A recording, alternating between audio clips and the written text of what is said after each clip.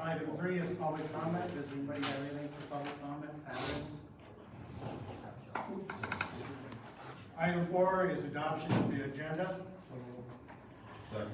Motion by Chris, second by Rickers to approve the agenda. All those in favor say aye. Opposed, same sign. Motion carried. Item 5, approval of the minutes from the regular school board meeting on October 8th. So moved. Second. Motion by Rickers, second by Miller to approve those minutes. All those in favor say aye. Opposed, same sign. Motion carried.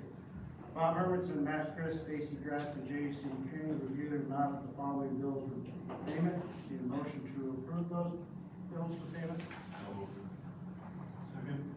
Motion by Rickers, second by King to approve those bills for payment. All those in favor say aye. Opposed, same sign. Motion carried. This for those in attendance, we're going on a little bit of order tonight than we normally do. We conduct interviews, so the following items are for executive session. That's interview potential board member candidates and winter volunteer coach candidates. They are appropriate for executive session pursuant to Wisconsin Statutes 19.85, Paramount 1, Paramount C. Need a motion to go into closed session. So moved. Second. Motion by Stafford, second by Rickers to go into closed session. All those in favor say aye. All opposed, same sign. We are in closed. Item 9A is appointment of board member to fill the remaining term of a vacant position. Recommendation is Valerie Bryson. Motion to approve that. So moved. Second. Motion by Rickers, second by Stafford to approve. All those in favor say aye. Those opposed, same sign. Valerie, you want to come up here a second? Steve, you want to come up here? We're going to do the oath of office right now. So. Wherever you just stand right. Yeah. So.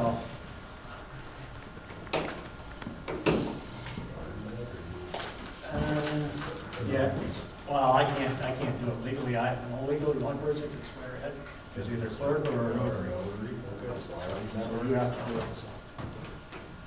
Please repeat after me when I pause. I, Valerie Bryson, having been elected to the Board of Education of the Darlington Community School District, but have not yet entered upon the duties thereof, swear that I will support the Constitution of the United States and the Constitution of the State of Wisconsin, Swear that I will support the Constitution of the United States and the Constitution of the State of Wisconsin, and will faithfully discharge the duties of said office and will faithfully discharge the duties of the said office to the best of my ability, so help me God. to the best of my ability, so help me God.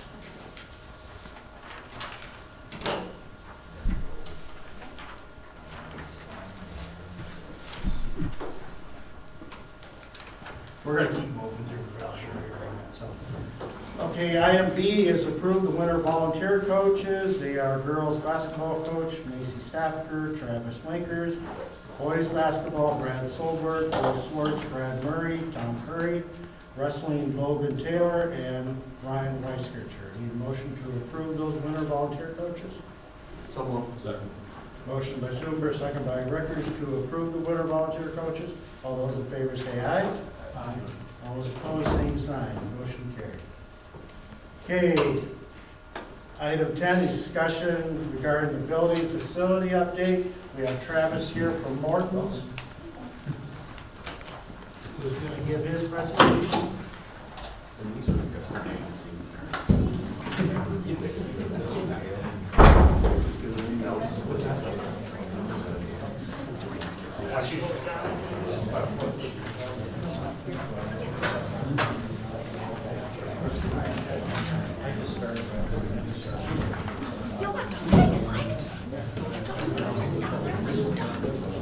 So I want to thank Travis from Wharton for coming to the meeting.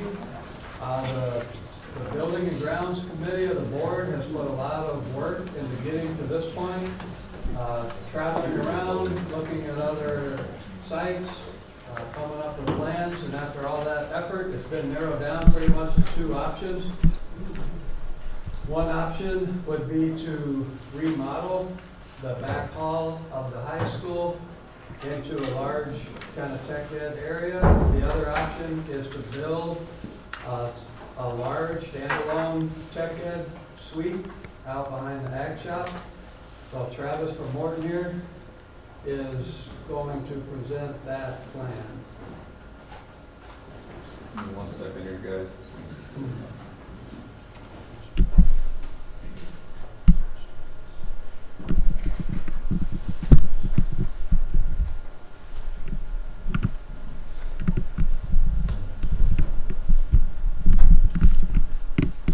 You want something that works faster.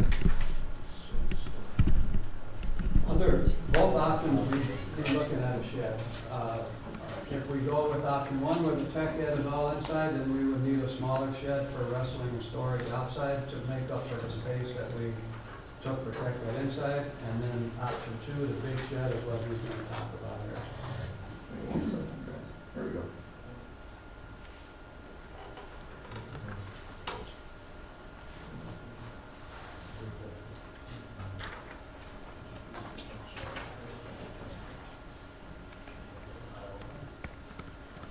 All right, guys. So after running my interior floor plans, this would be facing essentially east towards the school, and I can run this back. I just want to give you a rough idea of what we're gonna have for a floor plan. This would be your main corridor, your main entrance coming into the building. Then you've got a corridor on each side. Sizing dimensions of that corridor, obviously subject to change, we just got a space here. But they can come in, enter into classroom. Each classroom is roughly 1,200 square feet. I can use the cursor too. Then you have bathrooms in this back hallway here. So you could enter in here into this back hallway. Depending on where we want to place bathrooms, locations, they're roughly about the same size from your utility rooms / bathroom space. So like, say this is your women's bathroom. Is it, wait, hold, is this the Dems 2 rooms at, what is this? No, this is the 12,000 square foot shed. Okay. Under this plan, the ag shop would stay where it is. And this is just two big shops, one for woods and one for metals. Okay, sorry. No, you're good. So here we would have, like, say, a women's bathroom, men's bathroom. Here you'd be your utility space. This would be a room that we would use for janitorial closets, maintenance, equipment, things of that nature. This would enter us back in from the classroom into another hallway that would then enter us out into the shop. There's an overhead door here or a double service door, depending on what we want to size that with, where this could be storage as well as cleanup area for like when you guys are doing your hunting and stuff like that, where you guys are cleaning deer, you know, the butchering and stuff like that they were talking about for that classroom. That's kind of where we got started for a floor plan. I mean, I could take you out exterior wise. We'll kind of rotate you around. So this would be the side that's facing the school. You'd have 2 classrooms or 2 doors on this end. As we enter in from this side door, which would be, this would be the north end of the building. You would enter in through this door and you would have your classroom space. And then we'd have another direct door, another overhead that would allow us to enter into this. So if we needed to enter in from a secondary door, we can. There's your kind of classroom space, rooms. Now when I set up as a double door, this would be the hallway coming in. There's a few things in here like this opening here would be a framed-in opening, not just a wall, you know what I'm saying? But that would be your hallway going into bathrooms, and then this door would end up leading us out to the shop again on the other side. So, depending on how we want to set this up, this would be essentially each classroom space, corridors for each one. There's some details like on this wall and this wall that I have to manually price in some stuff because it's not configurable in each individual one. So that's why if it looks like textures wise they're a little bit off, or why we're using steel. I'm assuming that everything inside the classroom space, bathrooms, all that, we would end up drywalling, moisture resistant drywall, all that kind of stuff inside there, not just steel. And then in the shop, we would finish everything off in steel. So this would be the other classroom side. Now, there's things that we did discuss that I kind of left out, like if we wanted to put a classroom window from one classroom to the other, if we want to put another door directly in, we can. That's minuscule stuff. We're basically looking at like floor plans and trying to just get to a starting point so we know what we can establish for budgets for each one. Currently, I can go through this. Currently, that's where we're sitting. Just under 1.1 million. That's drywall, HVAC, electrical, plumbing, concrete flat work, foam in all the walls, blown insulation, overhead doors. The only thing I do not have in that number that I'm looking at right now, that I know we're gonna have to address, is makeup air for, you know, the welders, or the woodworking, the exhaust, all that kind of stuff. That's the stuff that I'm looking at going, I don't have enough time to get that number inside this week, you know what I mean, to give us real allocations for budgets. Also, being as transparent as I've tried to be this whole time, all of those numbers to get us to that, we've probably got about 5.5% in each one of those in there for fluff. I'm telling you, this is probably a worst case scenario. I just want to make sure that we're not over-promising and under-delivering, I guess, on my point. So this is realistically, we went through and just made sure that we had enough in there, like drywalling and finishes, what we're gonna do and how we're gonna do it. They erred on the side of caution by putting in extra, you know, to make sure that we're covering our bases here to like give us a worst case scenario.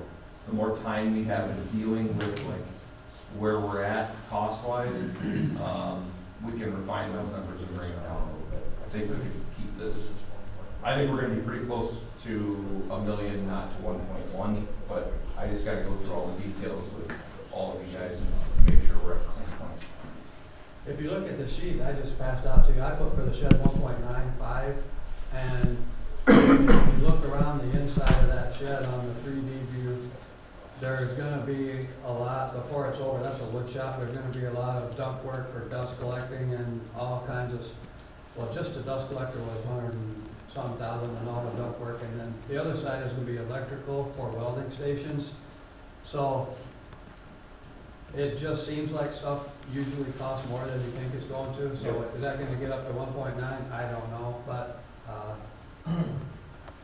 Is that building got strength enough to run hoists and lifts across the top of the ceiling? What are we talking about for weight? I don't know, it's not my question. I don't know. You have to talk to, I mean, right, we're gonna put this in, you're gonna have a track on the top to lift things, right? Am I being stupid? No, I don't know the answer, but I understand what you're saying. Yeah. Weight of what they would want to, but Well, yeah, we'd want some type of weight. I don't, you're taking whatever. You're talking like a jig or No, I'm talking like a high joist on the top that roll across. Oh, one of those. Yeah. That wouldn't be attached to the building, you would build like an I-beam thing. Usually if you're talking that, you'd have an I-beam that runs across the center and you got a post on each end that's braced. Like in a factory, like for that purpose, yes, it's unsupported. Yep. Yeah. But if you're just talking about like in, like a E-track where you can turn around basically the same thing as what we run on our sliding doors. No. So you're talking about like for, you know, the deer hunting stuff, yeah, that's not a problem. But if you're talking like, hey, I wanna lift an engine, or I wanna lift a piece of equipment up in the air 4 feet, usually they're completely unsupported by the building. Even in steel frame structures there.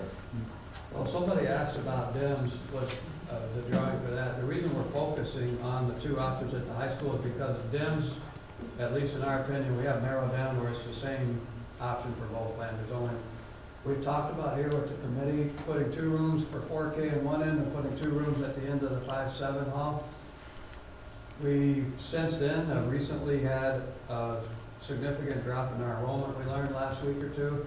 And talking to Mr. Flanagan, he feels like the 2 4K rooms are a need, and the 2 rooms at the end of the 5-8 now have turned into something that is less than a need. So they're not included. We took those two rooms off the plan from what you saw last time. Dim's is getting the two 4K rooms and the parking lot redone under this plan currently. And Mr. Flanagan can speak for himself, but he would say, even with that, they have plenty of space to fill all their needs. So just to clarify again, this was option number, This was number 2 on Okay, there. thank you. Yeah, and Mitch and Ben, we've been talking a lot about this. And I think last time I was in here, I had a PowerPoint presentation done that depicted the two options, and you could probably tell I was leaning toward option 1 at that time. I thought the pricing was gonna be more similar, I thought the square footage was gonna be more similar, and things have kind of changed since then. You know, since we put this all together and got these, talked to Travis, got these numbers, the reason for wanting to go with Plan 1 before, obviously, was so there's a benefit to kids not having to walk outside. But now you're talking $300,000, $400,000, $500,000 less, and 2,500 more square feet for the tech ed area. It's getting a lot harder to defend the don't walk the 30 feet outside argument. So this would be situated, I know we talked about a few different locations, but this idea would be, By the water tower, okay. that one tower up in the grass. Yeah. Not even in the grass, probably. Oh, All the way to the grass. It would, this thing would be so big, it would make the whole parking lot and grass. You'd be very lucky to get a little tiny road around it. Want someplace you might not even do that. Yeah, I'm relying on Travis here. He did some Google Earth and he said it'll fit. That one's, I'm just trying to bring it up. How many square feet are the shops? This one's 12,000. Right, It should- shop. Oh, the two inside? So it's 6,000 square feet for each side, and the classrooms are like 1,200, 48, and then there's some bathrooms and things. The shops are probably 4,000. This one's the scale based off of the 12,000 to 81 foot wide building. So this is an 81 by 144, and then each classroom is going to be 1,200 square feet. So you're going to lose 2,400 square feet, and that minus the bathrooms, that sort of thing. So, Can you go back one slide? yeah. To that. Yeah.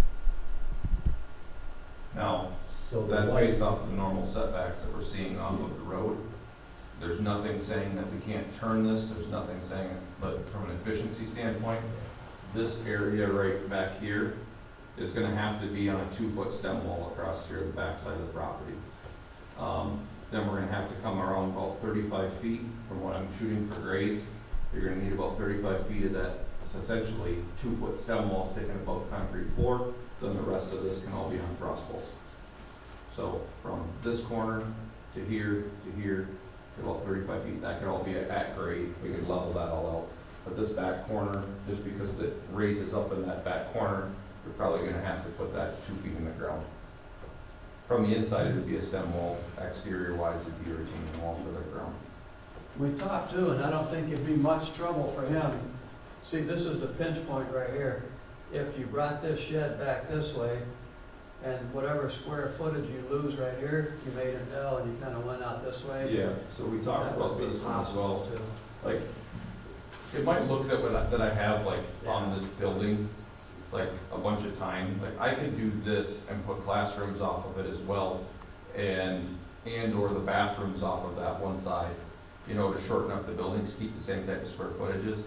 It's not a big deal. We could even put one of the classrooms in that L to shorten up that space. So, it's a couple different ways we can tackle this.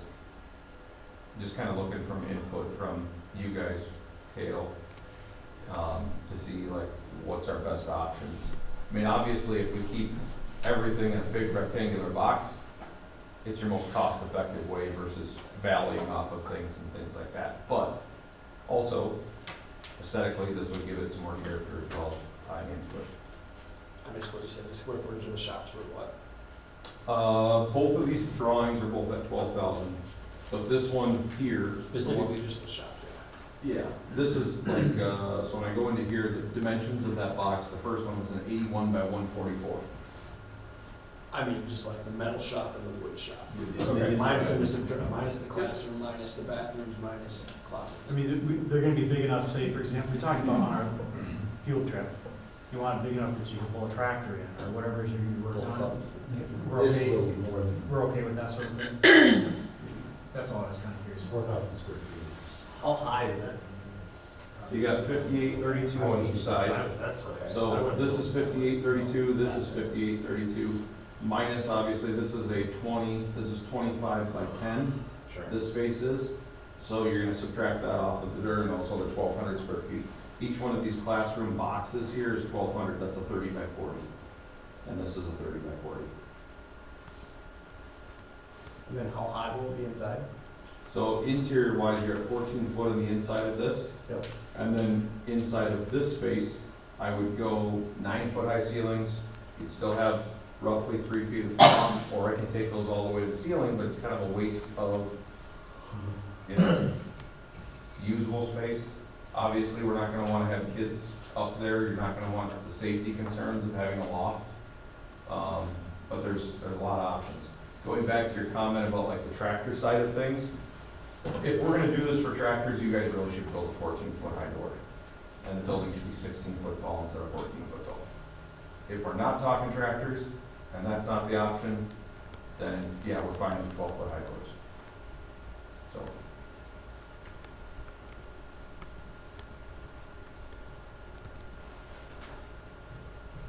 We got a lot to talk about. I mean, that's a pretty good, I mean, I don't like that setup. It chops the whole shop up. There's better options than that one. We got a lot to talk about. This place is stuff. Yeah. Okay. Any other questions for Travis? Travis, you got any additional stuff you need to?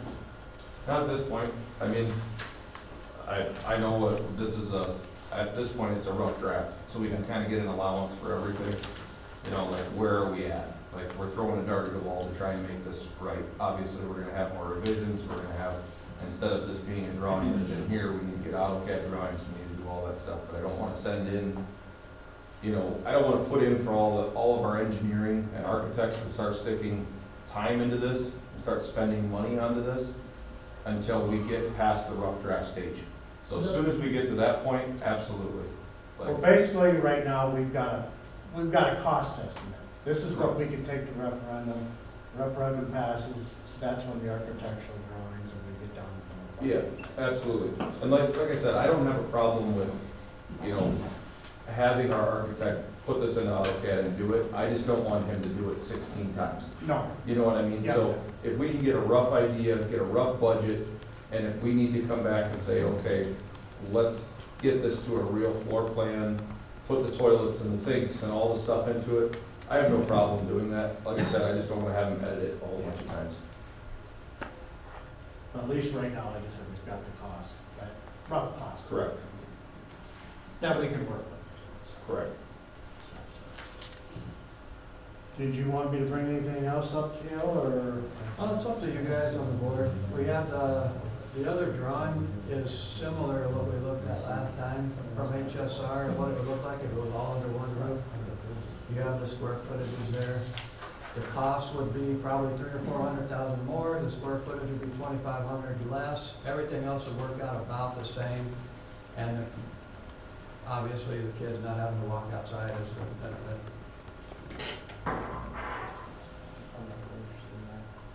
Do you guys want me to bring them up? My question on that one is what is it that, is there anything we'll be able to do from an educational standpoint in the new shed that we wouldn't be able to do in the remodel section? Will you have the same number of workstations, same? Everything the same, except for having to walk outside. It's a convenience thing, it's a little bit of a safety thing. The schools that we went and looked at on the tour, if you guys remember Mineral Point, they built a detached one and they're now looking at a referendum to attach it. There was another school that did that same thing. I don't remember which other one. There's two places that have detached that are now looking to connect them. Well, they're looking for a huge referendum. Yeah, they're talking 20. Yeah, they're not just looking to attach it just because they're disappointed they weren't attached. They're looking for a $20-30 million referendum, you know. Correct. Yeah, so I mean, just so everybody knows, they're not going to referendum just because they want to attach their other buildings yet built. They're going for a big $20-30 million referendum. Yeah, yeah. So about $300,000 difference, is what you're saying, to connect. At least, I mean, that's the minimum, because if he's saying 1.1 will get it close to being done, there definitely could be some room left in between 1.1 and 1.95 to have, you know.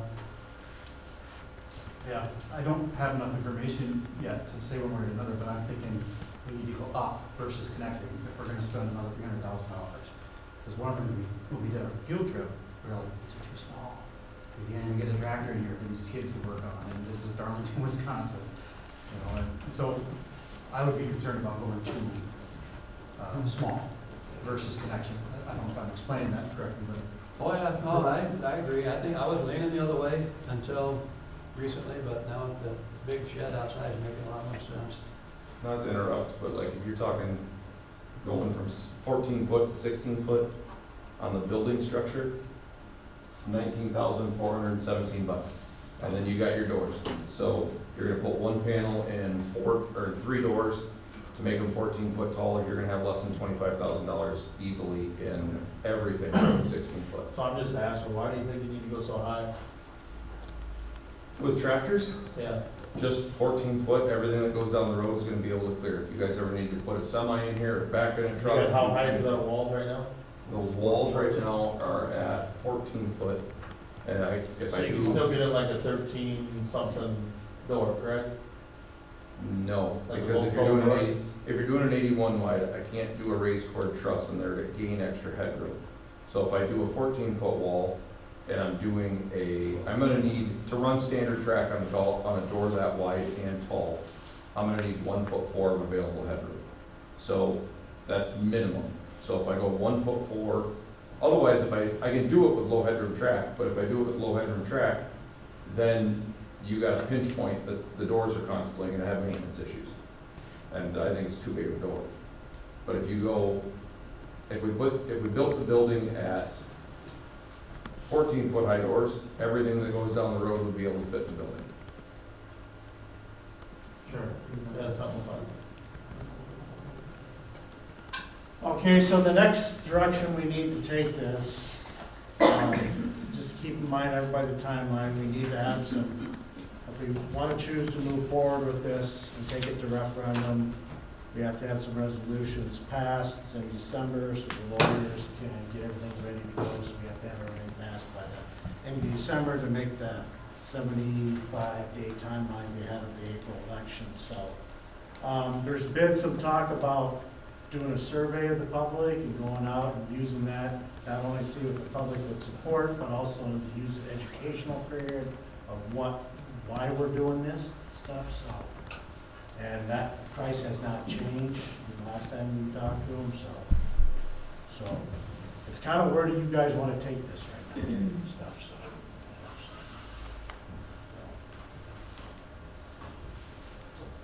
so. Is there a lot of head nodding that we're looking at the big shed option 2? I reached out to somebody up at Fenimore, they'd be glad to take us through their whole tech area, just to see if, we didn't get much of a look. We gotta look at Mineral Point, we gotta look at Iowa Grant, and ultimately I found out how blessed we were here in Darlington. I think we should take a sneak peek over there, just to kind of see, they're working on all this tech stuff anyway, just to see the direction, and walk through some of, there's like this track that Jeff speaks of, to see if that's something we truly would want, you know what I'm saying? High school or The college. The college, Oh, sneak in college. there, you know what I mean? Blow through there to get some other ideas, you know what I mean? Is what it is. That's my feeling, so. What kind of a structure does Lancaster have there? I haven't been up there. CTE, because I just know that they're kind of on the forefront. I mean, everybody's talking about how progressive they have been in that area, so I don't know if you look at what they. Darlington, Lancaster's not far away. Right. I would suggest we sneak up and look at either both of them in the next, soon. Yes.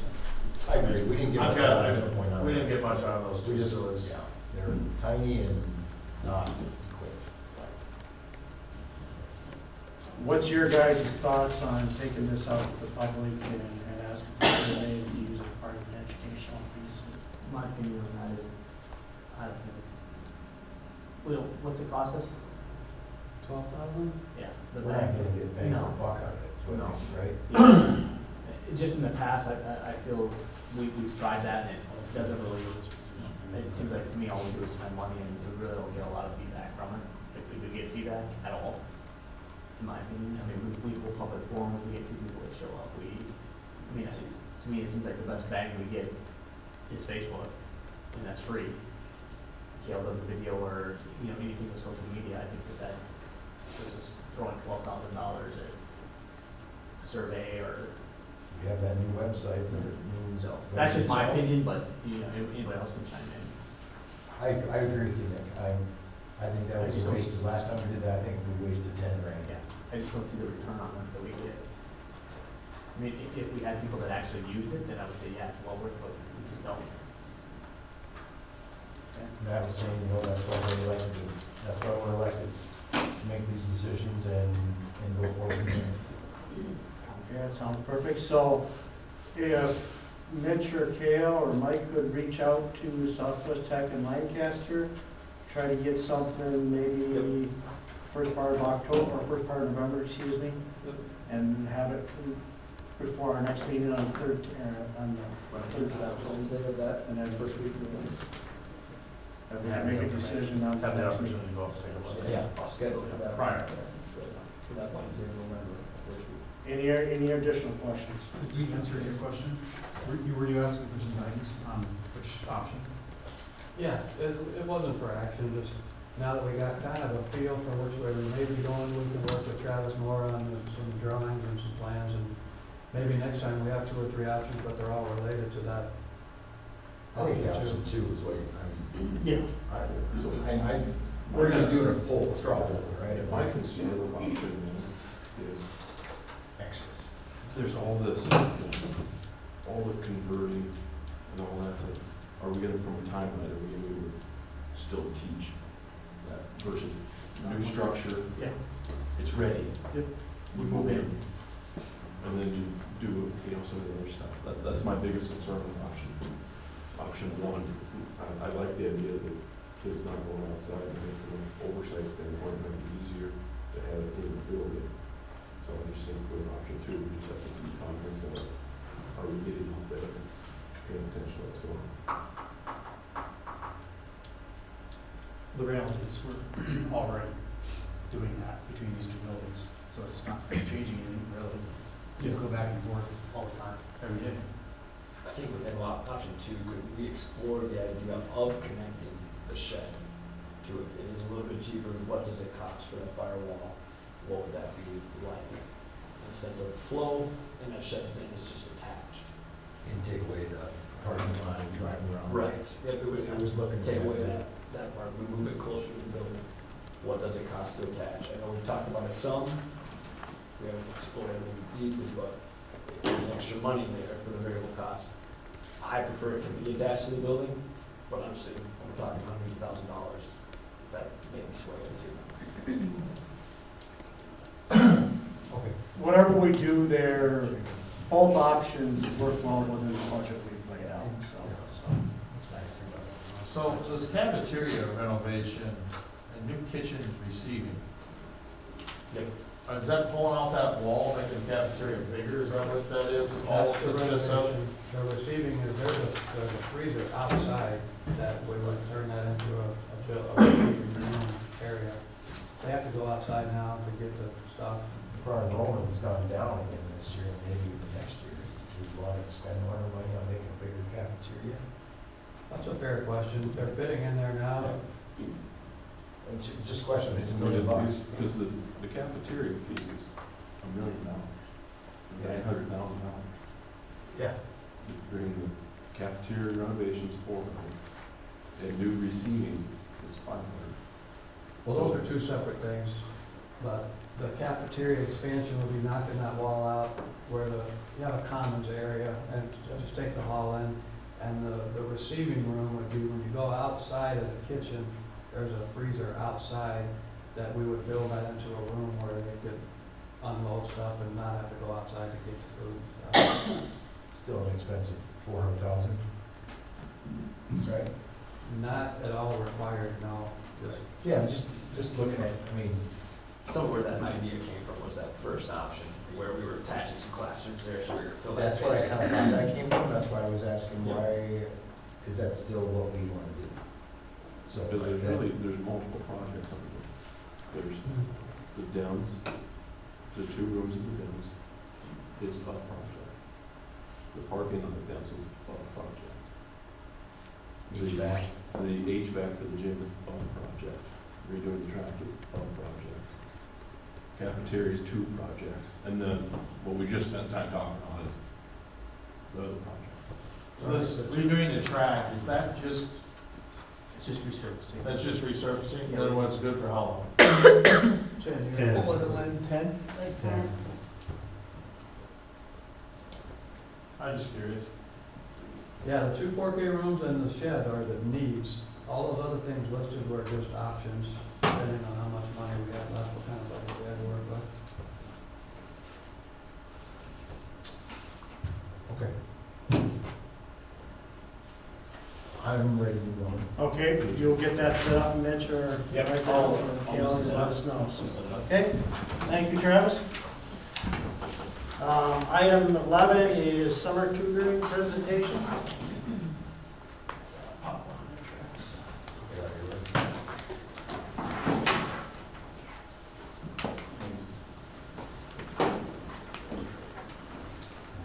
All right.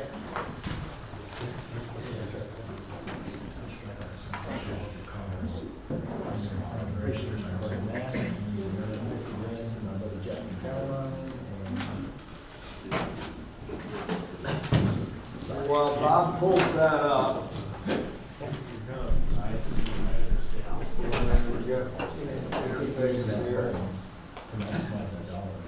Can I ask one question while you're getting that set up? On option 2, I don't see any money in here for renovation for areas that are vacant. Oh, okay.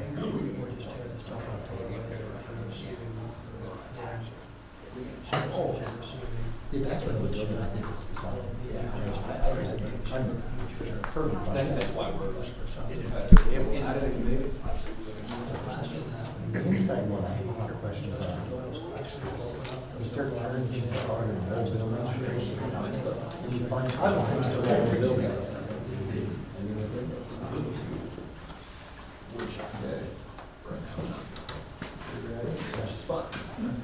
All right, so,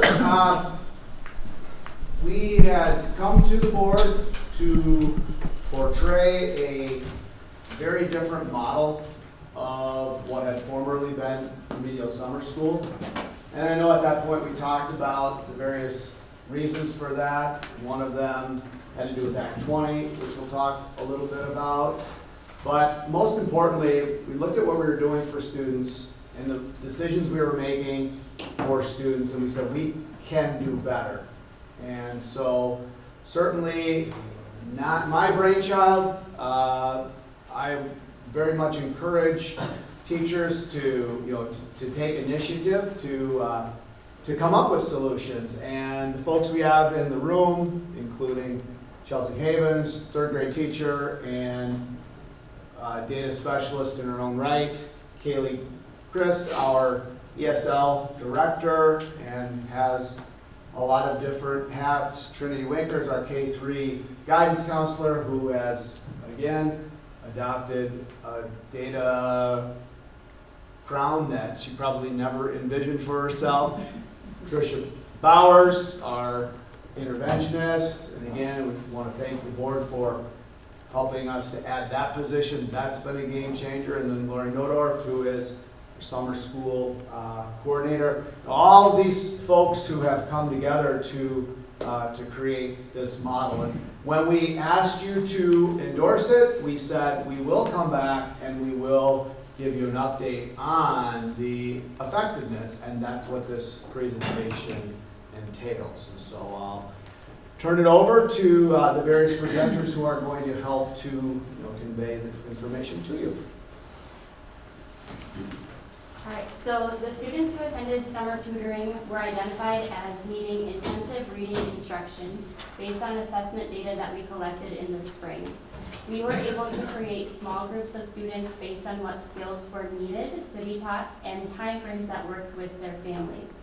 We implemented 2 scripted research-based programs, Reading Horizons and UFly, to provide consistent evidence-based literacy support. When a teacher was without a group during a session, we were able to use a flexible grouping model, and students could be switched between groups. A group of 2 students could become a group of 1 student, allowing for individualized instruction as a result of the scripted programs that we utilized. This approach ensured that all teachers were actively engaged with students at all times during our sessions, and that all students received high-quality instruction tailored to their specific needs. So last summer for traditional remedial summer school in 2024, we had 54 students who attended. This year, we had a total of 115 students from 4K all the way through high school who attended the summer school tutoring pilot program across 8 sessions. In grades 4K through 2nd grade, we had 55 students, and in grades 3rd grade through high school, we had 60 students. Attendance remained steady for most students who enrolled and participated throughout the program, with almost 80% of our students attending 6 or more sessions. We were intentional and consistent in collecting data throughout the program at the beginning, middle, and the end. 2 main assessments were used to measure our progress. The first assessment that we will review is the data from a decoding survey administered at the beginning and the end of summer tutoring program in order to track the overall student growth in the foundational reading skills. So on the left-hand side of this screen is a sample of the 1st grade decoding survey. This tests students' ability to decode a variety of different phonics patterns. This 1st grade group represented our highest academically at-risk students currently in district. From the beginning to the end of our tutoring this summer, 64% of our 1st graders who attended made significant progress on this particular survey, which is exciting for their future reading growth. We often see a dip in assessment results at the start of the school year as a result of especially students who are academically at risk not receiving instruction during the summer. However, for 8 of the students, the rest of the percentage, we were able to see steady skills maintained throughout the summer. So again, great growth for our 1st graders. Also exciting for our students in 2nd through 12th grade, we also measured their foundational reading skills, and you can see that on a similar test that's on the left-hand side there. This measures student skills from 2nd through 4th grade. When students reach a 4th grade decoding skill level, they're able to, at the upper grades, be able to understand comprehension better, and just be able to engage with a variety of higher academic content. Because the skills measured by this assessment usually take time to develop, it's especially exciting that the students who scored 10 words or higher on the assessment on the left from the beginning to the end achieved an equivalent of several months of learning growth, which is, again, very exciting. Students in grades 2nd through 12th achieved an impressive 70% improvement in their decoding skills based upon this assessment.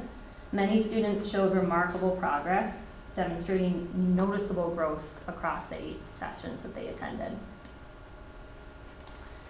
To give you a gauge of the amount of growth that students made, this is a 2nd grade sample. A quick summary of the colors. Red is not good, green is good, yellow is at risk. So if you look at this first row, this is a 2nd grade sample that is the beginning decoding survey that they took at the beginning of the summer tutoring session. This particular student wasn't able to decode CBC words with high amounts of accuracy. They also, on the majority of second grade reading skills, were not able to read vowel team words, which would be this example up here. These are nonsense words, so if they don't look familiar, that's why. By the end of the summer, this student received a perfect score for their second grade level. So incredible growth. They were able to apply, looking down below at this sample, they were able to read multi-syllable words, which is applying multiple different reading skills. And this student attended 7 sessions, so the amount of growth that student made was just incredible. And many other celebrations from the kiddos who attended. Okay. The second type of assessment data that we collected was progress monitoring, which provided more formative data throughout the summer for us to be able to, again, try and gauge the amount of progress that our kiddos were making. Go ahead to the next slide, please. Oh, sorry, probably reading it, yeah. Students in grades 1st through 12th grade completed a 1-minute timed passage. These passages were administered 3 different times throughout the summer. 65% of students in 1st through 12th grade were able to make growth on these assessments, which very closely aligned to the 70% of students that were able to make growth on the decoding surveys. This demonstrated that the majority of our students made measurable progress during this pilot tutoring program. Because kindergarten students' skills were at a lower developmental level, the decoding survey was not appropriate for these students. Instead, we used progress monitoring prompts focused on letter names, letter sounds, and nonsense word fluency. 57% of our kindergartners who attended made significant growth in their reading skills, while the rest maintained their skills, which again was really powerful for those kiddos that were already considered at risk in their reading. So conclusions from all of this data that was collected, many students demonstrated overall growth on the decoding survey, while other students showed consistent improvement on the amount of words that they were able to read on the timed reading passages.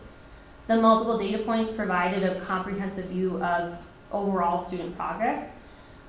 We were happy that we were able to collect both summative and formative assessment data to be able to identify their individual learning themes throughout the summer. So, Act 20, you'll hear reference to that a lot. Again, it's a mandate that compelled districts to ensure that they're addressing reading deficiency and putting in place some early interventions. And so we think about not only is what we do during the school year so important, but Act 20 also necessitates that districts really look at what they're doing in the summer to address students' needs and to avoid that slip that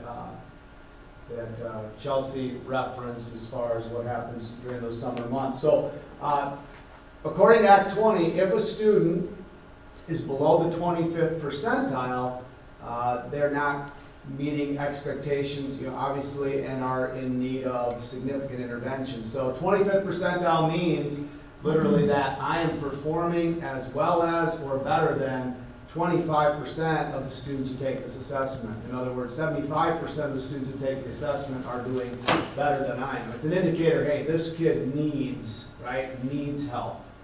And so if a student is at that 24th percentile or below, they receive a personal reading plan or PRP. It's a set of goals and interventions so that that student has that opportunity to close the gap with those students who are performing better. So we look at this graph of all the students we had who were in kindergarten. Of course, they wouldn't have had a PRP, but those kindergartners who participated in our summer tutoring program, none of them needed a PRP according to our fall data, our fall benchmarking data. When we look at first graders, 13 students who participated had a PRP, and after summer school, of those, what? Is there a word not missing up there, or? Should be In the green dot? Because they read the same, the two. Yeah. Does not need. Does not, PRP. it's It's in supposed to fine be print. We just want to make If sure you you're go paying up there attention. really close. it does not need PRP. Green Thank is you. good. Okay, perfect.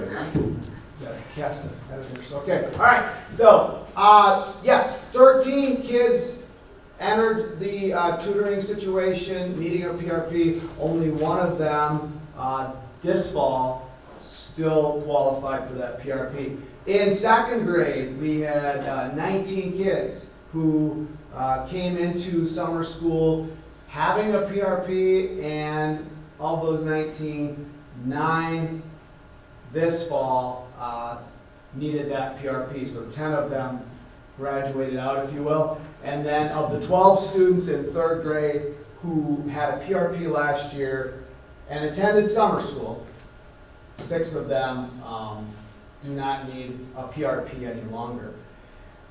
Even those kids who are still needing a PRP, according to that fall benchmark data, they've significantly closed that gap, an indicator that, you know, the summer tutoring that we're providing has definitely more so leveled the playing field for kids. Question. Oh, perfect.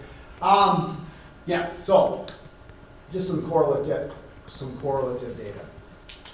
So have you bounced this back? Have you started taking the state tests and the I-rating tests for, when did that start for these young kids? In third grade is when the forward test begins. We take I-ready throughout. Have you noticed an improvement on those same kids in the I-rating scores? I mean, to what, if so, what, like, what percentage or? When we looked at the data in our recent data meetings, we don't necessarily have like that direct correlation, but clearly between the Ames Web screening that we have done, and again, kids who have improved dramatically there, not needing those PRPs, and there's not always that direct correlation, which is why we look at multiple data points, but certainly we're seeing an uptick in those scores across assessments. It's just that I guess the my question more assessments. would be, if you had an I-ready test for this kid A last year, now you did his I-ready test this year, are those same improvements, those same kids having an improvement on their I-ready scores? Yes, they're improving. Now, again, it's hard across assessments, right? Because this Ames Web, it's one skill in isolation, whereas I-ready is a more comprehensive. But certainly, kids having more phonemic awareness, better fluency, there's going to be that, you know, translation into better assessment data, and continue to look at that as we proceed. This all looks like extremely impressive. The question is there anything that, you know, this one piece didn't turn out quite like we wanted it to? And how would you change it, and what do you need from us to change it? I How do think you get more that's people involved in this? 'Cause definitely something we can get to on the back end of this, so yes, for sure. Yes. I thought you were done. That's why I was asking. No, No, there's more. no. We like the question, Steve.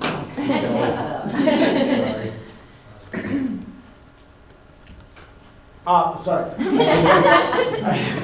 Teacher survey. So we did want to ask our teachers who took part, how they perceived the program, and you can see you know, those pie charts there. But I think on the next slide we get into, you know, a little bit more synthesis. So some of the big positives our teachers shared. The smaller. Go back screen.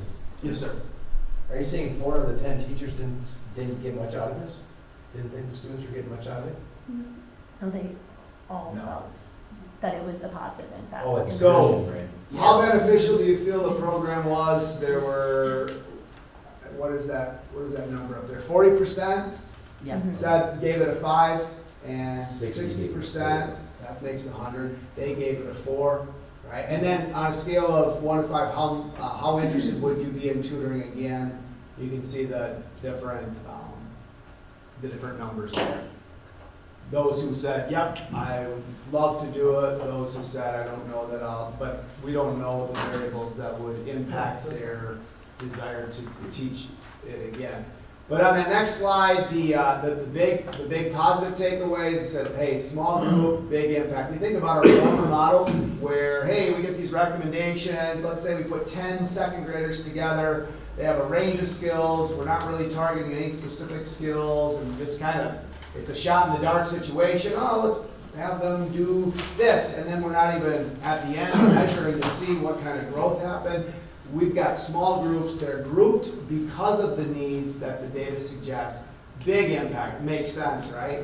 Well-organized setup, and again, these folks, they deserve the credit for that. They put a lot of time into making it as easy as possible for those teachers, to the point that folks who jumped in because someone was gone, they were able to pick up that ball and run with it without missing a beat. That's an organization thing. The programs we use, they're research-based and they are very effective. The environment that we had, the location, the system, the visible student progress, and then the teacher's satisfaction. Some feedback, so this kind of gets a little bit into what you had asked about, Jeff. Hour and 15 was the session. Challenging at first, the stamina did get better, but some preferred 2 half days over 1 full day. They said that to be there for that full day and the length, the duration of the sessions, that was feedback we got.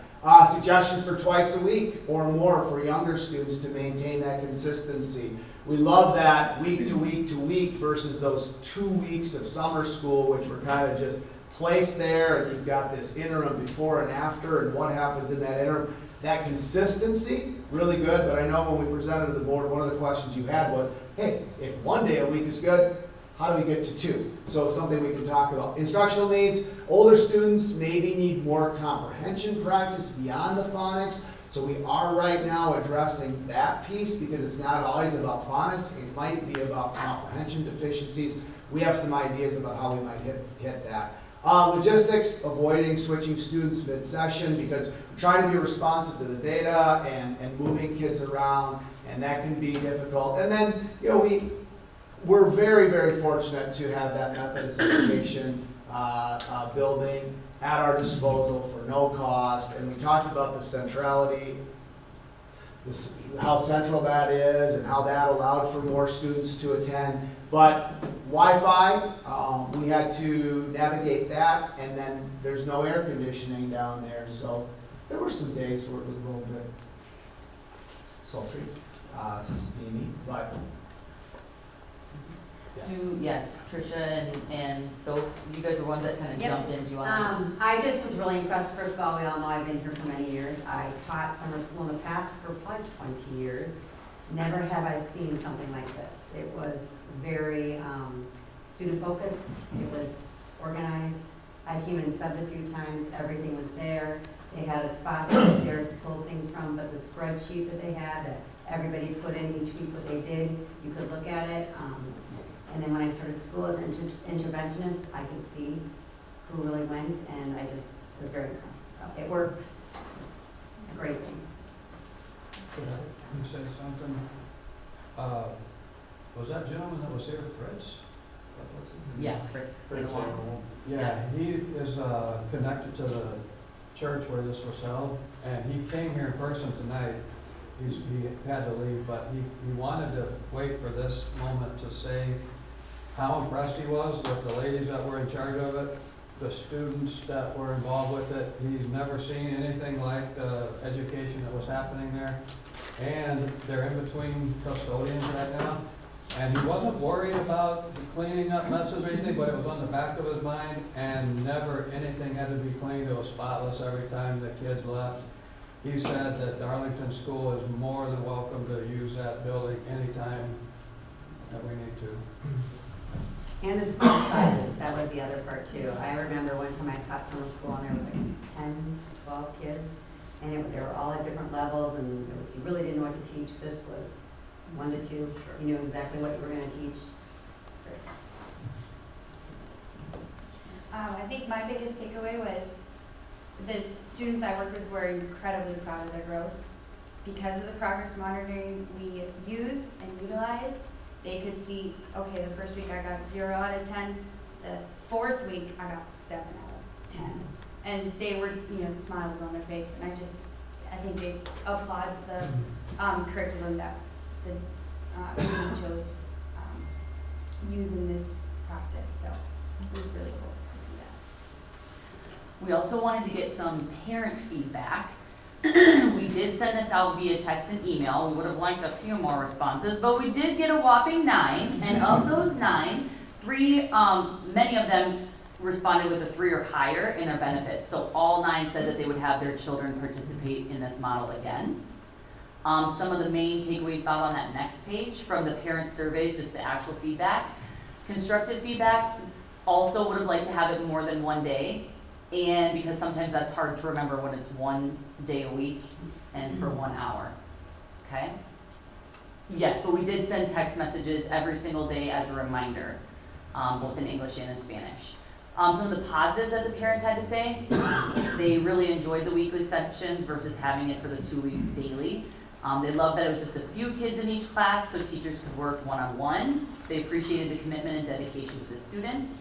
Some of the students came home and were talking about how fun it was learning with their teachers. Everything is perfect, that's a direct quote. And then we also, even though they may not have filled out the survey that we sent to them, many parents wrote back with thanks or came and picked up their student and just said how much they appreciated the program and what it was doing for their kiddo. It takes a village to put on something like this, and there were a few people that we really wanted to say thank you to. We Go Strong donated prizes for students at the end of the summer of, hey, if you attended a certain amount of days, you could get a prize for that. Kindness for Carson supplied some snacks. There were some anonymous community members that donated Capri Suns and popsicles on those hot days, which were very much appreciated. And last but not least, a huge thank you to Kale mentioned the Methodist Education Center and Fritz Hannawall. He was a really amazing resource for us if we had any questions about the air conditioning. Hey, it's super hot, can we use this part of the facility? He was so good with us. He came down, he checked into things. He was a joy to work with. So we were very appreciative of the Methodist Church and their help. Now that we've seen such amazing growth with students' foundational reading skills, we're hoping to expand this program to also include comprehension. We are currently piloting comprehension interventions this year, so doing something similar to what we've done in phonics, that it's a scripted program, because that will be the next step that will also hopefully really help students when they're taking the statewide exams, which are the majority of them are comprehension based. In addition to that, we also would like to expand our math in this program. We taught math to the kiddos that needed it, but again, it wasn't a specific intervention, it wasn't scripted. We have another math program that we are also piloting this year, so hoping that we can get some good information from that and integrate that in the future. And then finally, integrating and exploring the possibility of more days or sessions in the future. We want to thank you all so much for your support in giving this program a chance. We're excited to work out the kinks in the future, and are just thankful for you guys listening to all of that. Great job. Thanks, Rick. Remind me of the budgetary issues of what because the state reimbursed us for some of this in life as a summer school. What was the net of, if we had to put a dollar amount, what we had to pay out to do something like this? I don't have those numbers right here, but I know Kale, the formula for the reimbursement, I know you've talked about that You before. get 40% of what you think it would be. I can say to make it come out, you need 8 or 9 kids per teacher. We had that. When we talked about it the first time, it was gonna cost us Yeah. like 20 grand. We had 11 teachers and 115 kids. Is that, am I way off on that? That's what my memory said. Yeah, that's what I And was just we curious said- on. And because we're like, well, if we double it, it's still only $40,000, and it looks like a big investment. I'd like to know how it is, especially we're gonna expand it, because it seems like it works really well. Yeah. I'm I on can board. definitely bring those numbers back, but that sounds really, accurate from my recollection, right? Like, because we talked about how, yeah, we've got teachers at these, summer school FTEs, but we have a lot of students spread out across those teachers, and so, Just be curious. Yeah. As we expand something like this, if we go into math also, I mean, it seems to work well. I like the, we can definitely get you some projections on what it might look like to go 2 days a week, for example. yes, just so a, we can see. That was the estimate, but I'll get you the exact what it was. cool. Great job. Any additional questions, board members? If not, I thank you very much, very much appreciate it. Thank you. Item 12 is discussion action regarding donations.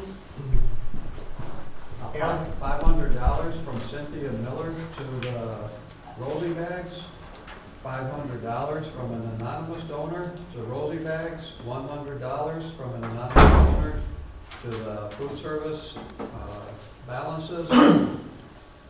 Carved Redbird by Jason and Tammy King, and some AED units and cabinets from the Darlington area EMS. One cabinet was placed at the football concession stand where we currently had a unit. One cabinet was placed at the country club, and a cabinet was placed at Sig Field, all the places where we have kids doing things. Are we pulling that one during the winter time, the one down on the football field? The AED? Yeah. Holding it, Yeah. Yeah, we'll bring it up. Yeah, We just hung it on. I know you just, I didn't know what their plan. yeah, we'll bring it in. Is there one in the shed? In the football shed, Yeah. there is, that one will be taken to either, I think we're gonna try to get another one, the baseball, we'd like one up in the baseball field, because we don't have one up there. Because the AED that's in the FEMA gym is inside the double doors, so if they're locked, you cannot access them Just gonna put it on the outside of the baseball concession thing, or? somewhere.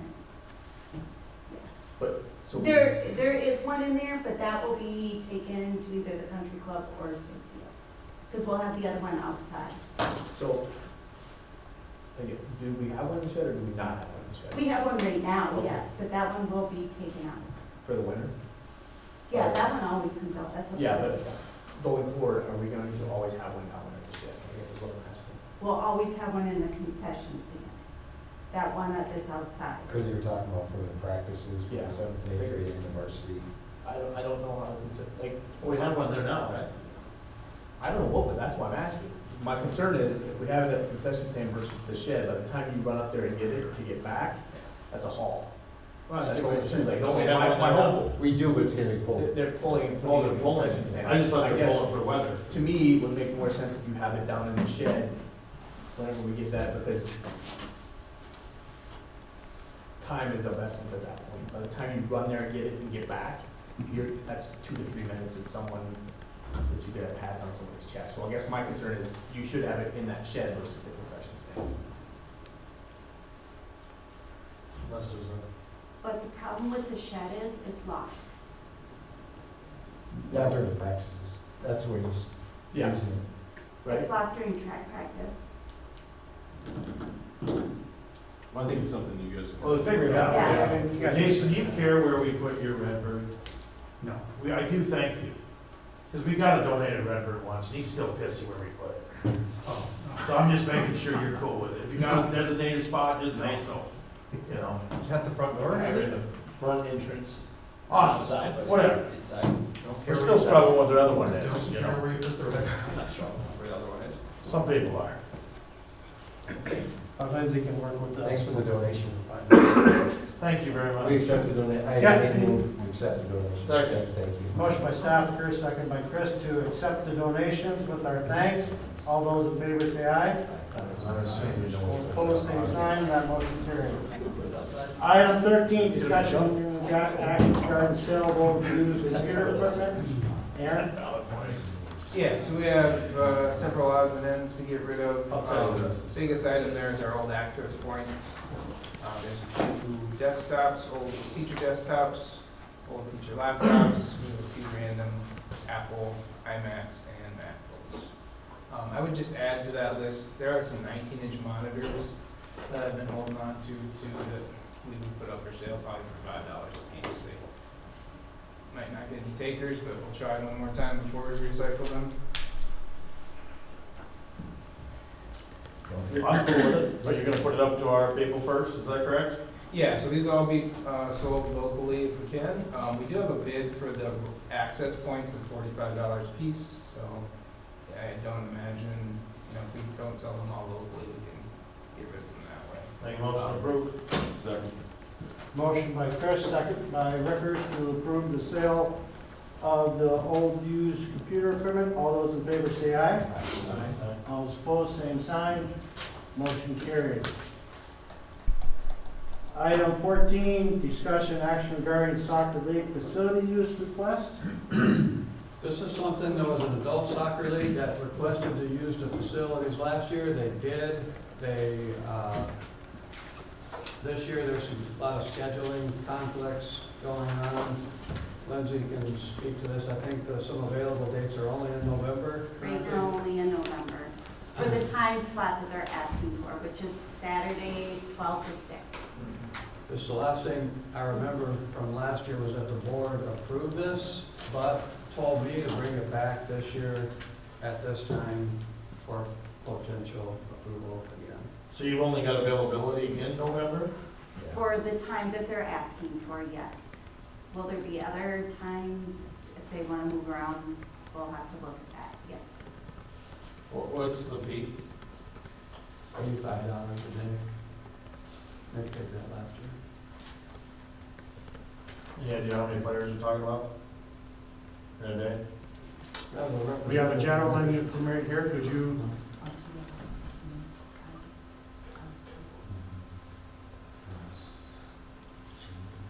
Around 80. Plus spectators? Yeah. Yeah. Plus, yeah. So are we only talking about 5 Saturdays, 4 Saturdays? Is that the total request? Well, then? Keely Because doesn't if we're want only to look at talking other about days. I think they're flexible, yeah. I think Saturday it or will be Sunday. more, it's just, These have to fit into what we. I guess I'm for it. I just, because it's not a school, whatever, it's an adult league. If you can work out the dates, I'm cool with it. I guess I would recommend we make it a $200 facility use request. I mean, if you got 80 players, $2 or $3 a piece. If I go to open gym, it's $5. $2 or $3 a piece. Most people, they're all adults, make it $200, and that's still a cheap date for a 6-hour period. That's my feeling. Which gym do they use? Wherever, kind of. Any of them? FEMA or DEMS, Not the high school. not the high school, because we still have that, that's blocked. November to March or whatever. Would we be able to do that, Kim? That's our policy, We have a policy that says it's 85 a day, but if you make a motion that due to the large numbers, we're gonna set a different number. But I think our policy, if I remember the intent of that was because it was a student activity. And if there were students that were the majority were not from government. Right. So I think that policy is more about student activities or kid activities, not adult activities, is how I understood that policy, the intent of that policy. I'm with Matt, I'm okay with it, but I think. I don't think for the $2 or $3 value a that head we're is too much providing, to ask. I think for the value we're providing. So these are, We do have students that play as well, so I mean, it's across in the background, I would say. Not, Six. I don't have. Last year, 6 came in, said I believe that was correct. I'm not sure, I just know there are high schools that exactly what I have. I wasn't on the board last year. Were there any problems with it? Yes. We had some issues. Let's talk about those issues. What were they? Consumption of alcoholic beverages on school grounds. Was that a one-time thing, or was that an ongoing issue? One time that we found. They cleaned it up. My They understanding did. is They did. that They did. cleaned up, those people are not allowed back in.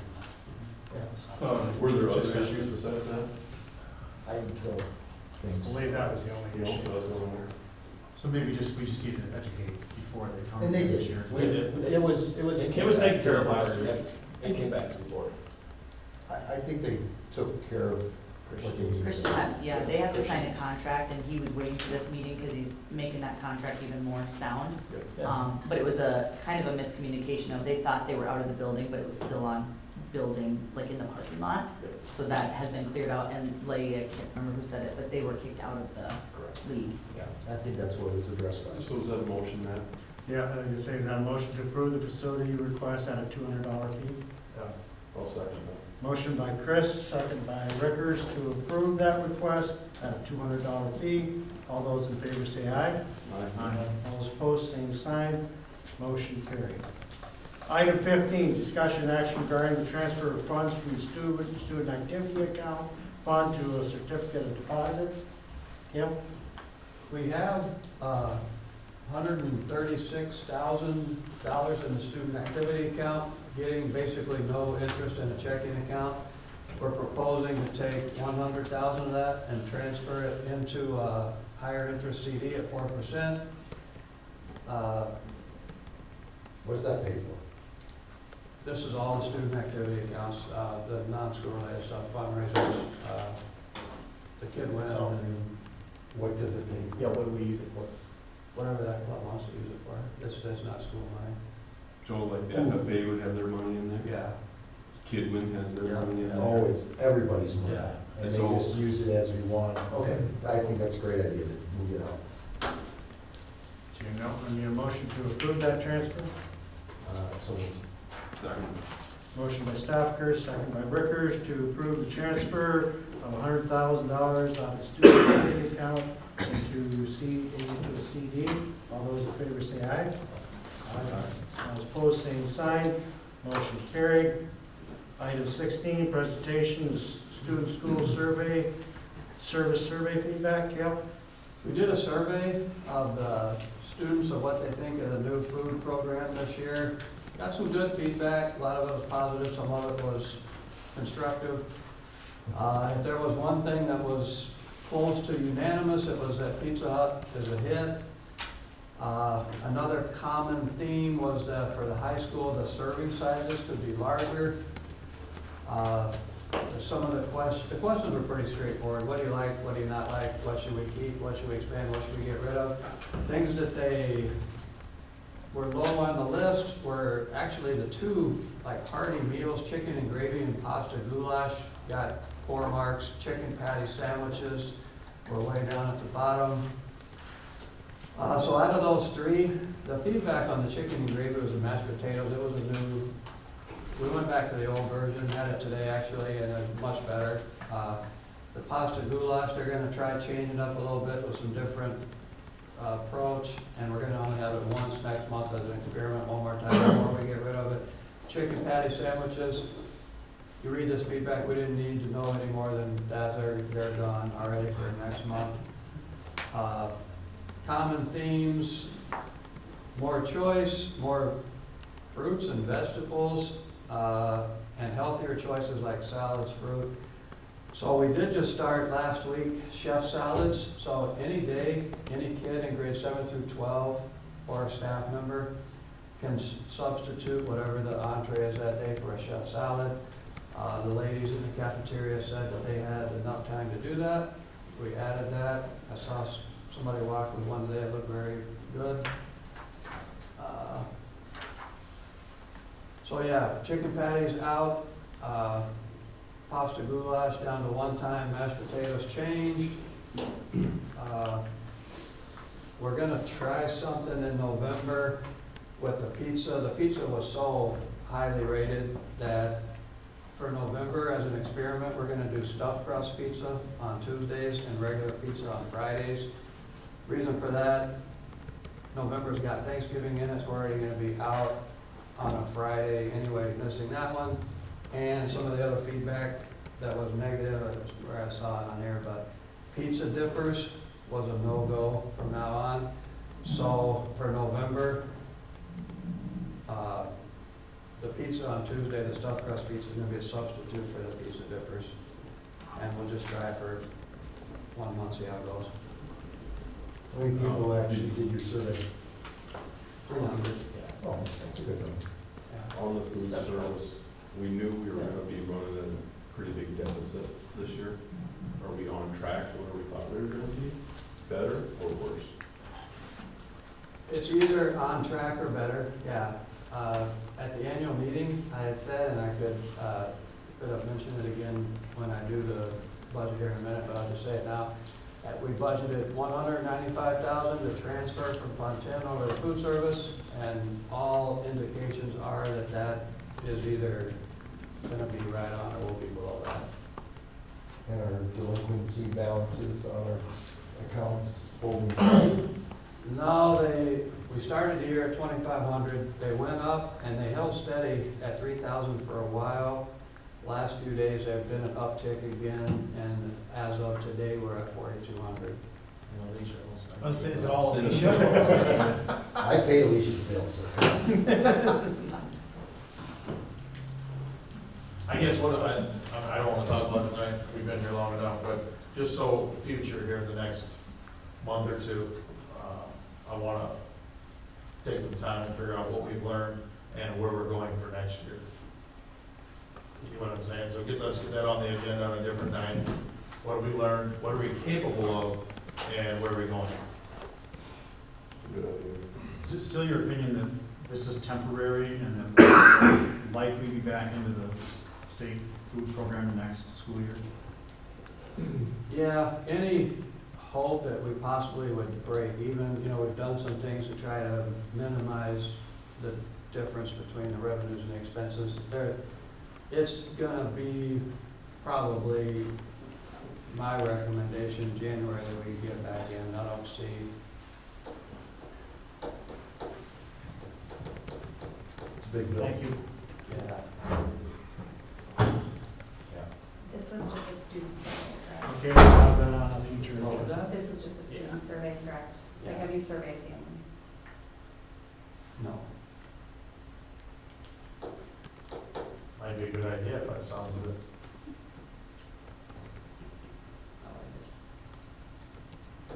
Okay, any additions or questions for Kale on that? Okay, item 17 is discussion and action regarding the approval of the 25-26 budget and tax levy. Kale? Yeah, this is the big meeting of the year where we approve the budget and set the tax levy. For the budget, I won't spend much time on it. We thoroughly covered that at the annual meeting, and it's still very similar to that. As we talked about, we budgeted $195,000 for a food service transfer. We also budgeted $120,000 for a new boiler, which would be a thing that's out of the normal realm. Other than that, if everything else goes according to plan, we will finish the year with a surplus of approximately $150,000. I know people are kind of about probably ready to be done. I'll just very quickly explain here. We have some new people. What's going on here, setting this tax levy is kind of an important thing. So I just handed out the revenue limit sheet from the DPI. Our revenue every year is limited by the number of students that we have. Way back in the old days, the school board used to just be able to tax whatever they thought they needed to run the school. That changed in '93. Now it's based on your number of students. So for the first time in a while for us, if you look at the enrollment section, I could just tell you not to find it, but our enrollment last year was 905 and our enrollment this year is 890. When you drop off, the way enrollment works is a 3-year average, so in case you have a drop like this, it eases the pain by averaging the last 3 years instead of taking this whole drop all at once. But we dropped a 910 off of our enrollment and added an 890 this year. divided by 3, that's a drop of 7 kids. So instead of dropping 20, divided by 3 or average, we only drop 7. Then there's a declining enrollment exemption. For 1 year, they're gonna give us that plus 7 back so that we can have a year to get our budget used to this idea. So, all that said is, at this point, this big drop in students has no effect on our budget. But this is a 1-year thing. This trend continues, and it's really gonna start to be a factor quickly. So then if we go to the back, and Jason had asked this at the annual meeting, and I tried to explain it, but I didn't have a marker at the time, but the way school revenue works, it's limited. This circle is all we can have to spend every year. And almost all the money that we get only comes from 2 places. We either get it from the taxpayers locally or from the state in the form of aid. Relatively poor schools would mean you have a lot of students and not a lot of property to tax. You would get more aid from the state. We talked about Minocqua, which is the opposite of that, all kinds of property, and those students, they get no aid from the state. So, out of all of our money that we spend, we get about 1/3 from local taxes, and we get about 2/3 from the state in the form of aid. If we look at how much our actual tax amount is gonna be this year, this will be the levy that we'd be approving, 3,924,317.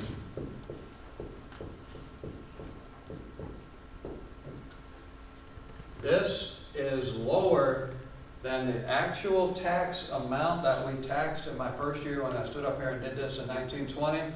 It was 3.99. 2020. You've been around for a while, yeah. The 1920 school year. 3.99. The 2021 school year, it was 3.926. And last year was 4.07. So if we look at, this is the actual dollar amount of the taxes over the last several years, 3.94 million. There's a couple in there in the middle where it dipped down to 3.6, 3.7, and then now back to 4, 3.9. It's been very stable over the last time period. Property values, on the other hand, have been going up like that. My first year here, our property values were 334 million. This year, 606 million. The mill rate, if you guys are familiar with that term, is a way to compare property taxes between schools. It's a way to adjust for inflation, compare. The mill rate has been going down like crazy. It was 12.4 in 2018. This year is down to 6.46. Reason for that big drop again in the mill rate this year, if we look at this thing here, this is state aid. Your state aid is based on how much you spent last year. They give us back a total of 2/3 of that. We overspent last year on that FEMA gym. So they're giving us more aid this year than we're used to.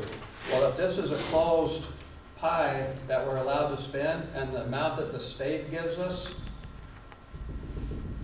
increases because we overspent, that automatically means that the local amount in taxes is gonna drop, and that's what happened. Last year was 4 million, this year 3.924. So, Cale, I know we're down 14, 15 students this year. How many students came over from Holy Rosary? 17. So in reality, we're down 31. Yes. That's a lot. That's a huge amount. Yes, it's a very significant drop, causes us to change our plans for the school. Let's just think about that. You're down 31, but those students eventually come to us anyway. You know what I'm saying? I get what you're saying. So they usually come what? These are what, first grader, second grader? Fourth. Fifth. They all went all the way to fifth? What were those numbers? Because eventually we brought on those kids mostly. You get what I'm saying? But those 17 kids are always 17 kids in 1 through 4. Yeah, So well, they're that's what I never- mean. It's, it's a serious number. Yeah. Because we already had a bunch of those kids as part of our enrollment, you know what I mean, after the 4th grade or whatever grade they come over. So that 31 is actually, it's a real number. Oh, yeah, very significant. It's the real number, it's not like we weren't, you know what I'm saying? And it's still 31 times 13,000, right? Yeah, 11.6, yeah. 11.6. I mean, So not those to- numbers, that's what I'm saying, when you say 15, but then we had Holy Rosary, ultimately, we were already getting all Holy Rosary's kids anyway, basically. And we spent So- the money. on that. Huh? And we spent that. Yeah, so it's a legit 31. Oh, yeah. Yeah, 350 grand. And I've got the list of the students that we're talking about here. Some of them are the, what you think it would be, open enroll, moving out. A big part of it, not to get political, but the border may be closing, and we've always seen large influxes of immigrant students every year. This year in DIMS, our number of immigrant students is down 20 from last year, 93 to 70. Well, that's exactly, not being political, but that's exactly why we waited till this year to decipher some of these issues. I brought it up in a meeting, let's see what the election does. I don't give a shit what side you're on. But ultimately, it's drastically changed what's going on here. Yeah, that's caused us to change our plans for the building, and yeah. Because at 350,000, we're gonna make some big changes. Well, it's 350 grand. I mean, you know what I'm saying? And for some reason, you would lose another 10, let's just say you lose half as many next year, you know what I'm saying? I don't know. That's just something to keep in mind here. For sure. So we're proposing a tax levy of $3,924,317, which will produce a mill rate of 6.47. Any additional things on the levy of the budget? Does anybody else have any additional questions? Then I need a motion to approve the 25-26 budget and the levy of $3,924,317. So we'll check Second. Motion by Ricker, second by Chris to approve the budget and the tax levy. All those in favor say aye. All those opposed, same sign. Motion carried.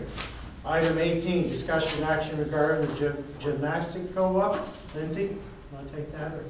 We just need our yearly approval. Sheldsburg is going to join this co-op now. Do we have to approve that? Are we part of the approve it, or we're not even involved, are we?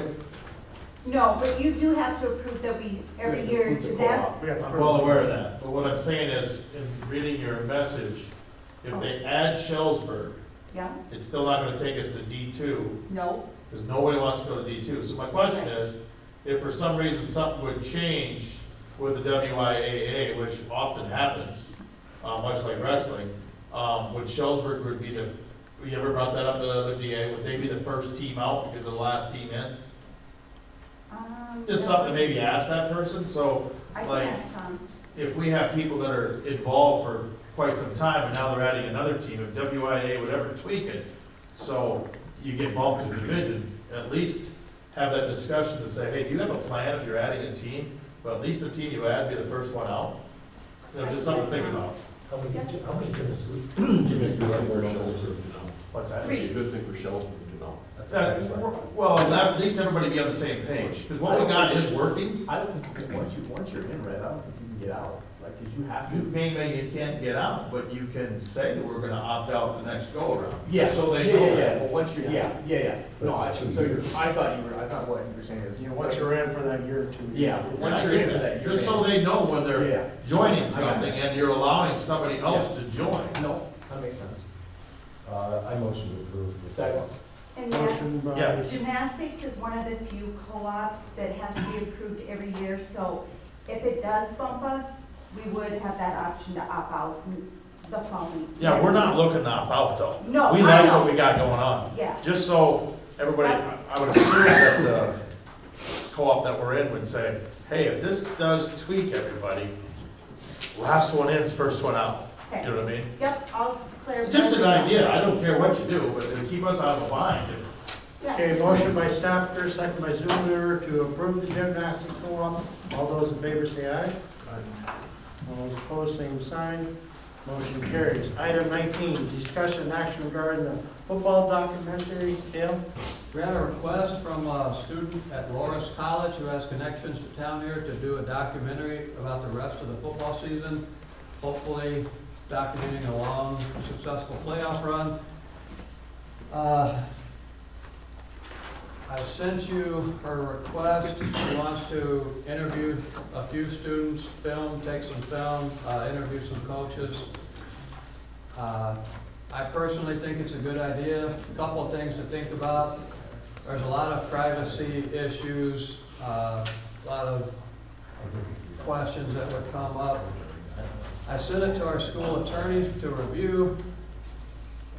He said he was at first in favor of it if she signed an agreement that we would have veto power over the video before it went anywhere. So we could see the finished version, demand, any edits that we wanted to before it went anywhere. And then kids that she interviewed would have to, them and their parents sign a waiver that they were okay with it. Then upon further reflection, he sent me the thing that I just sent you, that there's some other considerations, and he feels like at a minimum it'd be a good idea if all the kids that could potentially be videoed signed a waiver, them and their parents. We already video and broadcast every event. That's what I'm saying, nobody signs They anything. can all sign stuff for that. Right. There's, I mean, we don't sign consent. Well, guys, I get what you're saying, but I don't have a dog in the fight with this lady from Loris. I don't know who she is, so why would I get we do broadcast it, but why would I open up a door for something weird in lawsuit if it's not a big deal? If it's so simple just to get consent, let's just get consent, right? I'm fine with it, but I think it's. I'm just curious though, do we do that for, if that's a liability? Yeah, I understand, but then again, I don't usually have somebody from outside of the district trying to do business with our stuff, you know what I'm saying? That's a little bit, building a documentary. I mean, if it's not a big deal, just get the signature signed, is how I feel with it. Yeah, whatever. I mean, I think it's overkill, but whatever. I mean, I don't think there's any wrong doing it. Then is he suggesting they post signs and stuff at the game saying you might be recorded, or? no. I mean, They're what's he recording saying? every time. Well, that's what he's saying is consideration, like if you go to a Badger game, on the back of the ticket, it says, hey, I agree, I understand that I may be videoed or something. Well, you know how lawyers are, he's throwing out the worst case scenario. I mean, he is saying that. I mean, I'm reading his notes. I just didn't know to what extent we need to take it, because we're already videotaping it, right? The biggest thing is that we have final say in the editing. As long as we have final say and final. And Travis is okay with it, Correct. which he is. Yeah, Lindsay checked it out. Travis he's gonna, No, he's not gonna be mic'd up. no, he's opting, he's not going to mic up, nor I don't believe he's gonna allow any of the boys to be mic'd up. No. I mean, interview one thing, mic'd up, totally Yep, I different. agree. And they do know who's doing this, right? We had to say, I I can honestly, say who it is. Yeah, it's Madison Heim. I don't know who that is, it really doesn't matter if Yes, it's you Bill do. George. Well, I don't, honestly, All right, so we're looking for my. You say motion to approve. Second. How am I supposed to know? Who made the I made the motion. motion by Rector, second by Zoolander to approve the football documentary? Sorry, I don't know what All this those in favor say aye. You didn't know, I'm like, Opposed, same sign. Motion carried. Item 20 is superintendent, principals, activity plans, and building grounds reports. Kim? I don't have anything. That's okay. Anybody got any questions, Kim? I did, I had one thing too, so I sent you and Eric a text on the elation checks that went out to everybody. And it's like, so the first part of that was, I got my checking account debited a while ago through this system. And I got told, no idea how it happened, it couldn't have happened, here's your money back, good luck. second thing, now everybody gets a thing that says, hey, your kid's overdue, but it's not my kid. So what's going on? Aaron's gonna address that in his administrator comments. Okay, do you want me to do that now? Sure. Okay. Yeah, go ahead, Aaron. Yeah, so you're probably all aware on Monday we had an incident with our new messaging system. We were sending out notifications to students, parents who have negative balances, which, well, we did on the 13th and it worked fine. At 4:24 on Monday, messages went out for one student that went out to, they began to go out to every parent of every high school student. There was a second message that was sent and the same thing happened. After that, we figured out there's a problem, canceled everything within 10 minutes or so. So after that, we started the investigation. I talked to staff to see, what happened. I reached out to Bright Arrow, which is the messaging company, created a ticket with them to see what happened. I don't know what level of detail you want here, but I'll give a quick version if you have questions you can ask. Bright Arrow used lists to send out messages. So in this situation, we used the whole high school student list, unselect all of them, select the one we want to send to, send the message. That's what happened, but then we immediately went to send another message, and this is a bug in their system. If the previous message is not completely sent yet, and they change the selections in the list, that previous message picks that up and starts sending it to those. So in talking to them, to Bright Arrow over the last 2 days, it was my belief it was a bug in their system. They did get back to me today and talking to their engineers admit that it's a bug in their system that they will fix. So staff here was using the system properly. It's just a flaw in the design of their system. Relatedly, we now know how to make that not happen. So these were sent as voice messages. We have the ability to send a voice message where it actually calls and you get a recording, which we don't use much, but it actually is handy for these because overdue balances, it's easy sometimes to ignore a text or an email. If you miss a call from school, call back, and it's easier to get contact. It doesn't come across as school number, though, it came across as some weird number, right? I received one, and it was the district number. Did you get any responses? What's that? Did you get any responses? From, I got lots of responses. I got responses from everybody. I'm just the level of embarrassment, to this family, it's ridiculous. For us not knowing how to run our system is just, the embarrassment's just piling up. Yes. Did family information? I didn't see that.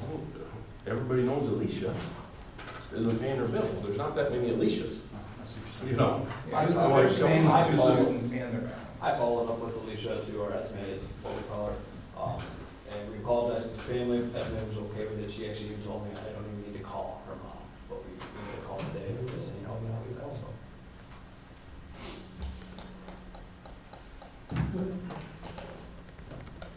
Yeah, we made it clear with Bright Arrow that that's an unacceptable behavior for the system. They agreed, they're gonna fix that. And as I was saying, the voice message obviously takes longer because it calls, text messages go within a few seconds. Voice message might take 30 seconds or a minute. So until the fix is in place, if we are gonna use voice messages, we just need to leave plenty of space in between the messages. It's just increasingly frustrating, the number of things that we are doing wrong. No one did anything That wrong. is not being, or things that are being, whether we did it wrong or the wrong outcome. The wrong outcomes are getting increasingly frustrating. Do you know I just want to make clear that But we didn't know how to use the system. We didn't know that this piece, we didn't know what you had to do with these steps. So I just want us to be better.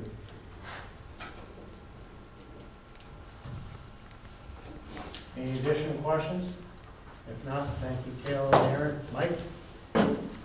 All right, got one around around, right? Okay, so really quickly, Rosie staff members of the month, October 13th, Daniel Hardiman, and October 20th, Julie Mao. We also have our Bank of New Blair students of the month. You can see that our K-4 recipient, Brian Norgard, who's in the 3rd grade, and Savers his homeroom, and then Ruby Black, 458, 6th grade, Ackerman homeroom. I have some numbers on there for middle school athletic participation. Those seasons have all just concluded, so you can see the numbers of young people we had involved in those activities. I went to CISA 3 in Fenimore on Tuesday, October 14th, a school improvement division meeting. Those are really worthwhile, lots of different ideas regarding data, resources, and some concepts that give me the opportunity to bring those back to our district and our staff. Our Lions Club Walk for Sight, an annual event that the kids really enjoy, that took place recently. And then today, we had our Geography Bee at CISA 3. The 6th grade team we sent took 2nd place, missing 1st place by 1 point, so congrats to those participants. And then just some curriculum notes, both our essential standards and instructional priority subgroups had some activities this month to gather some feedback from staff that will inform future activity for those groups. Social studies curriculum is doing a review, and thanks to Mr. Austin for leading that. And then our K-4 staff, they're continuing the literacy work. We're partnering with Joe Madison, as you know, looking to improve those systems. And then some upcoming there at the bottom of the page. That's STEMS. Any questions for Brian? If not, thank you, Mike. Mitch? Yep, just a few things going on at DHS. Our Redbird Grounds from our Alpha Club has started up, so students and staff have access to that. Good opportunity for students to just get involved in the beginning of the day. Spanish Club ran our Hispanic Heritage Week. Brenda Mendez did a great job of getting students involved, engaged across many events and across all the grade levels. It was an exciting week for our students. We also had the PSAT take place. We had 9 students participate in that. Our data team, and that's more just at the district level, we just did a check-in, whether it was in-person meeting or just some email check-ins, but looking to get ready for the December snapshot of some of our formal data from state testing and our Infinite Campus pieces as well. The AI task force continues to look to explore ways how we can educate students and staff about the growing technology. We're looking at a conference in December called Slate, and hoping to bring some things back from that as well. Just a reminder, on 10/24, there's no school, so Friday.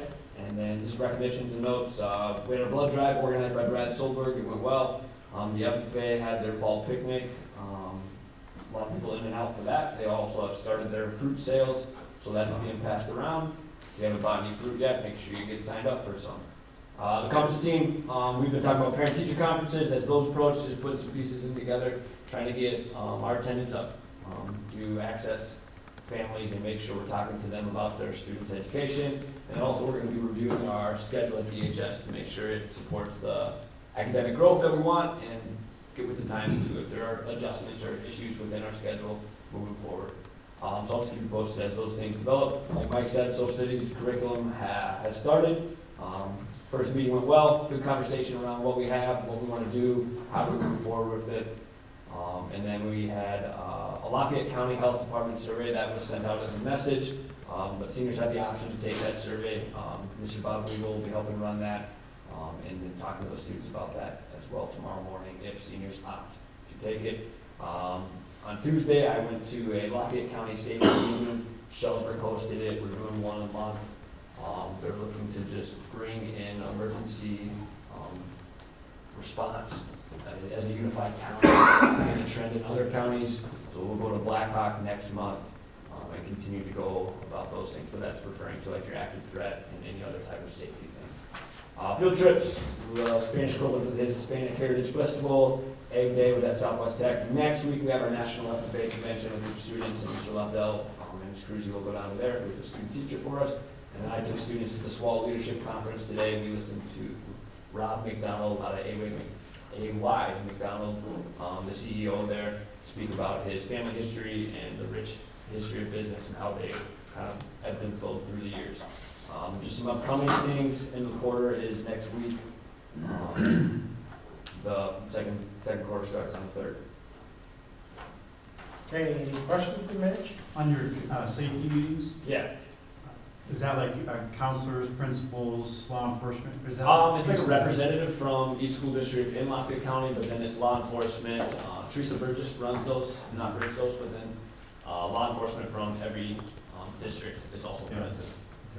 We've done those, and the only thing I would just caution you on is if they try to go back to cookie cutter approaches, Yeah. I would advocate against that. Yeah. Because what works for Shellsburg's high school doesn't necessarily work for Darlington's high school, Yeah. and so on and so forth. When we started having these things, everything was just cookie cutter approach. Right. Because it was the way to check a box. I understand that. I think some of the conversation on Tuesday was about some mutual aid agreements, right? So if we have some reunification pieces, our staff might not be prepared emotionally, mentally to help in a reunification process where we have a mutual aid agreement with another district or a couple districts that are close.